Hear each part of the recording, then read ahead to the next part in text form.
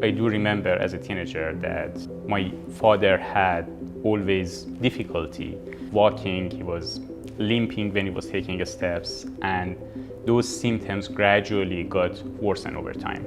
And eventually he became wheelchair bound. And I decided that I want to make that the goal of my life. I want to do something about it. At Kate Therapeutics, we're a patient-focused company.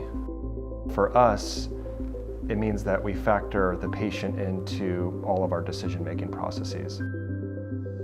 Kate Therapeutics is named after Kate Conti, who's a little girl in Jacksonville, Florida, who lives with the disease congenital myotonic dystrophy. We were really inspired by her. We learned a lot about the experience that she goes through, her caregivers, her parents go through, her brother goes through, and it was quite emotional.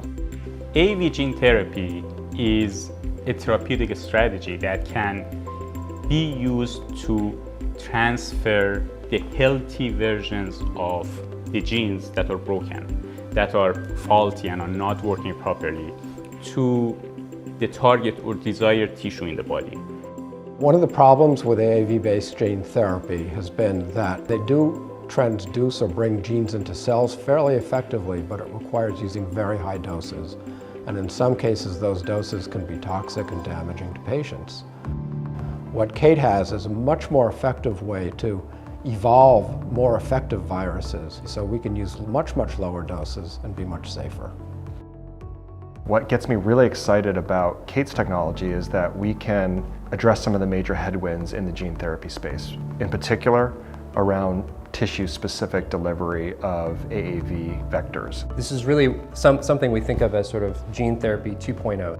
And personalized medicine basically means that we will be able to develop a treatment specifically for each person for their particular condition. Patient-focused is a very important concept to me because that's the whole reason we're here. Kate would not exist if it weren't for the unmet medical need of the families and patients. Every single team member at Kate Therapeutics is doing their job in a way that puts the patient first.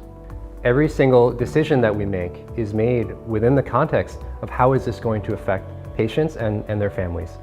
In 10 to 15 years, we hope to have multiple approved medicines on the market.